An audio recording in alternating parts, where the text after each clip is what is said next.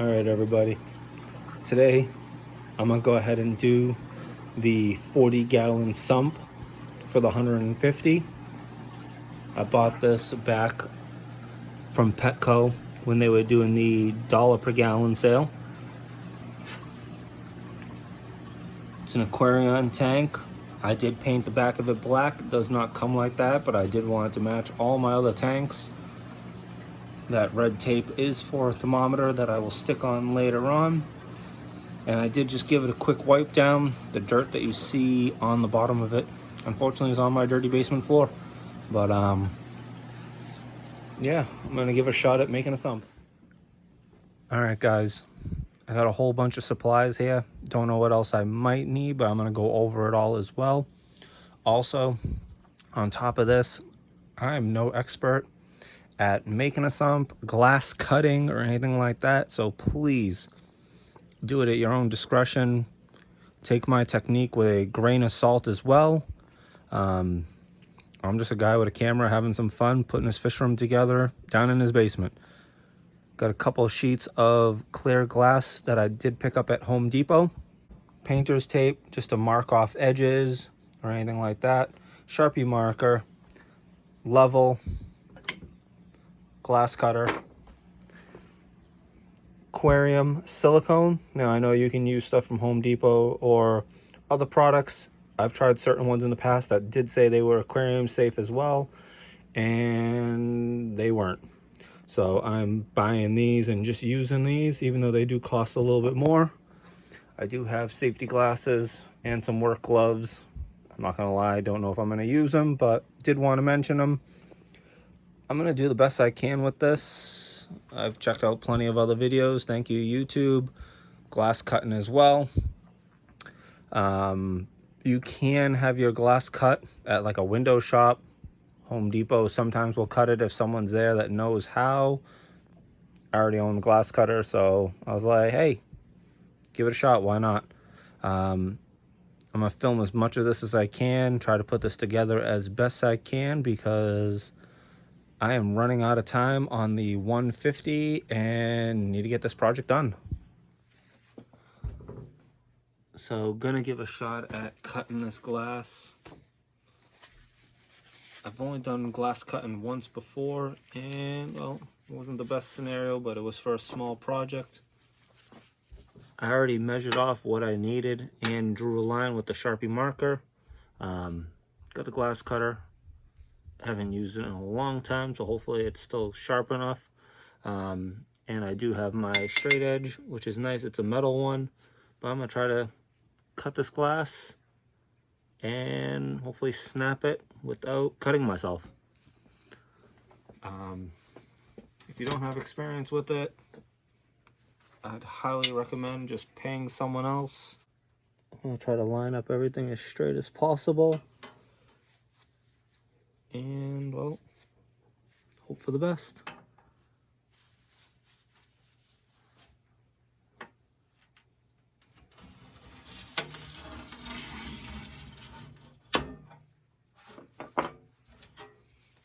All right, I'll flip it over.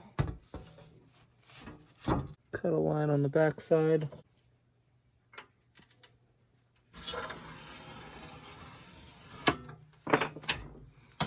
See if that helps, because I don't know if you can hear it in my voice, but I really am nervous about this. Hey. Pretty clean. So it fits. A little bit of wiggle room, because I wanted to go just a little loose. You know, silicone will hold it in. We're not building any pressure here. We're not trying to seal up a tank or do anything like that.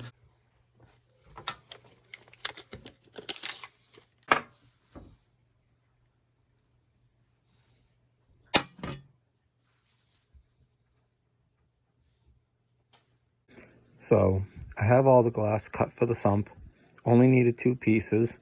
And right now trying to mark off the spacing and how to get a little creative on the back of the aquarium, since it is painted black. Can't just mark it off with a Sharpie marker. And if we flip the tank over, those 2 black lines line up as well. It's a 3-foot tank, 40-gallon breeder, so spaced them out a foot apart. One side gonna be for the filter media, one side gonna be for the filter pads, and one side for the freshwater return. Now it's gonna be time to tape in the glass panels, line everything up, and get this guy siliconed in place. One thing I know about the silicone, use the 100% aquarium safe. Use the other stuff at your own risk. Have an ample supply of napkins, good old gloves, and make sure you're either doing it outside or well-vented room because the stuff smells.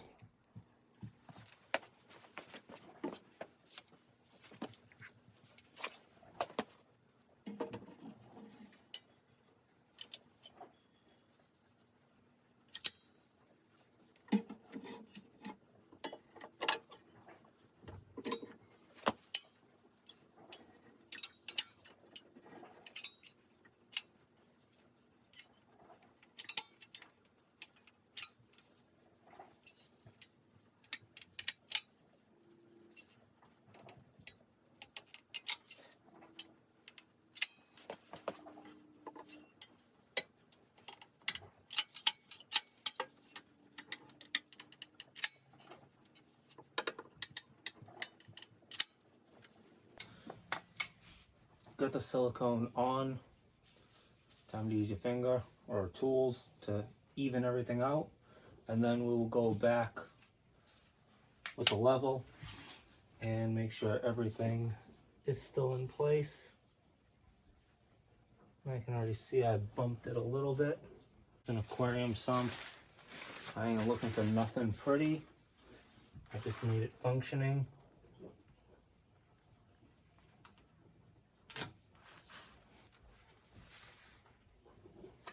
But hey, we can try for something a little neater.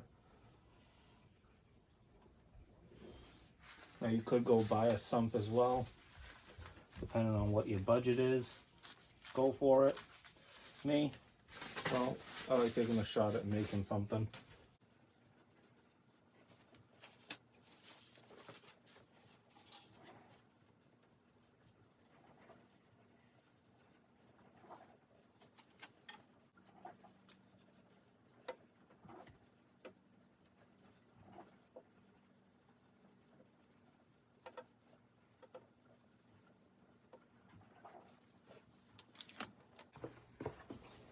Alright guys, taped in place, siliconed in place.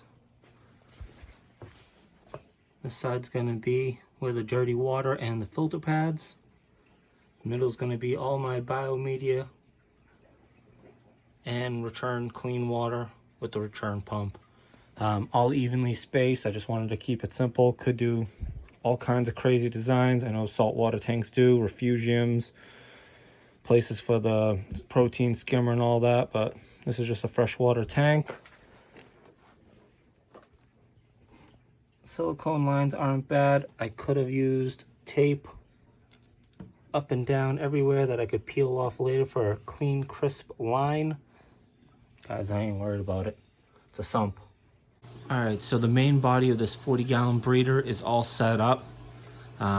Panels are in, siliconed in. It's been sitting for a couple days now, so totally cured. It's gonna end up sitting for a couple more days till I can still get the rest of the plumbing going on the 150. I did want to unbox the Fluval SP6, which will be my return pump. Go over the Hager media that I have, both in the box still and fully cycled in the 90-gallon, which is going to be the main media in this sump. Go over the filter media that I'm going to use, the filter pads, and even the light diffuser paneling that I'm going to use as well. So this is the Fluval, the SP6. Says it's rated 3,434 gallons per hour. Obviously that's only going to work if it's a perfect level surface, no obstruction, no restrictions or anything like that. We are all aware of pump height. This gives a great, easy to use chart on all the scenarios of different pump height. Obviously, every tank's going to be different. If you got any kind of plumbing restrictions, crazy elbows might slow it down, or anything like that. But this is one of the nicer pumps that I thought of that I could afford to do on the system. I don't think there's going to be a whole bunch of stuff here to unbox really. It is just a small pump. Good old directions. Maybe I'll need those. Oh my god. Pretty heavy and beefy. Gonna need to give it a good washing. Covered in all kinds of styrofoam. Let's see what else we got here. We got the pump, housing base,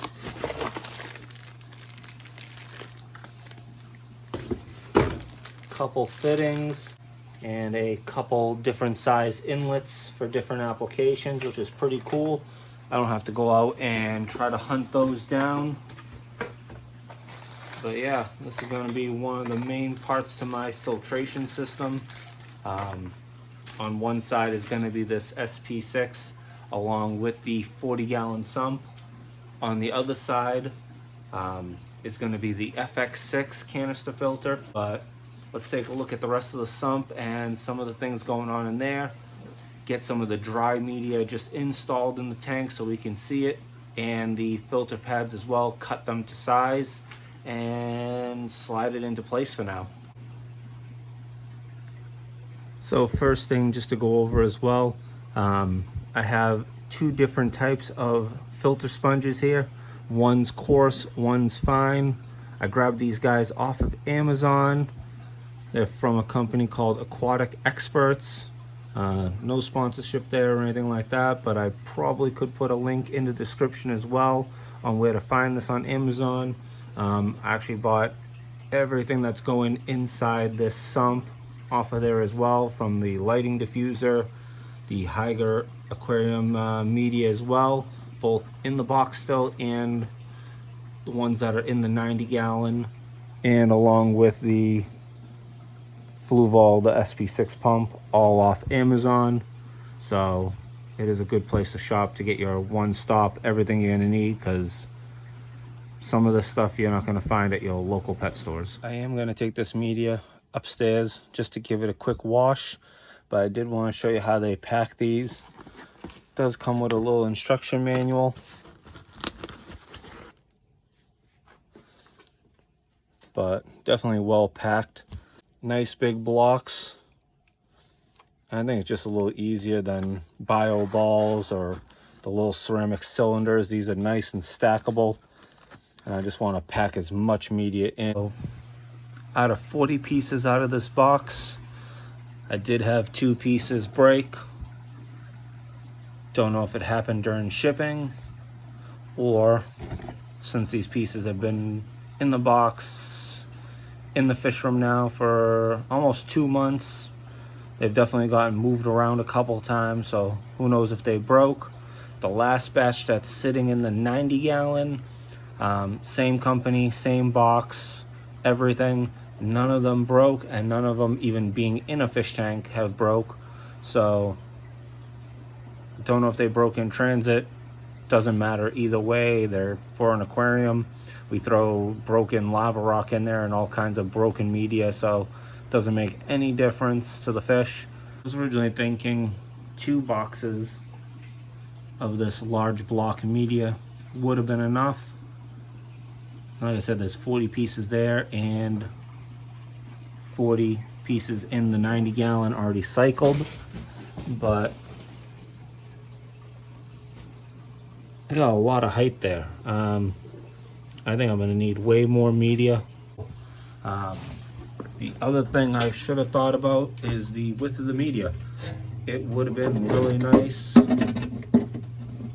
have them perfectly side by side. Off about a 1/2 inch. So something to consider in the future build. Measure out the media. I know, I took into thought about measuring out for the length of the heaters, I was gonna run two 300-watt Eheim heaters, and now I think I might just end up going with like an 800-watt or something like that, a little shorter and stoutier instead of those long 300 watts. All right, time to cut this light diffuser. I grabbed this guy. He's a foot wide by 2 feet long, nothing crazy, because I knew I only needed a small piece.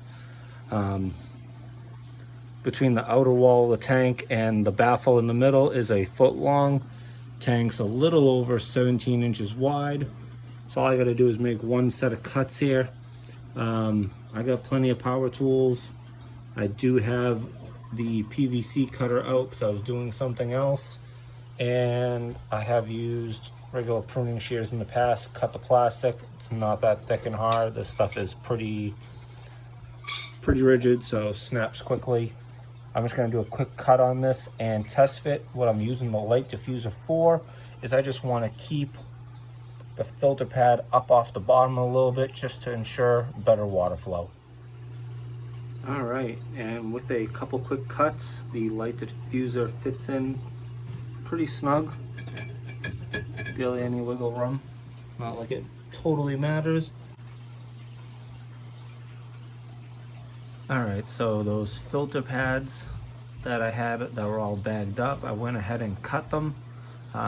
12 inches wide, 17 inches long, 40-gallon breeder tank, the Aqueon. Got it at Petco, like I said before, on the $1 per gallon sale. Got the Fluval SP6 as my return pump. I do have a whole bunch of the Higer media, dry, ready to go, and in the 90-gallon waiting as well. And finally, we have the filter media, coarse layer on top, 4 layers of fine media, which I might add more to, and the light diffuser to give me the proper lift and water flow underneath everything. Guys, that's everything on this 40-gallon sump for the 150 tank. Thanks for checking everything out. Please hit the subscribe button, ring the notification bell, give this thing a thumbs up, and keep checking out the videos because this 150 will get finished, and I really appreciate the support. Thanks, guys.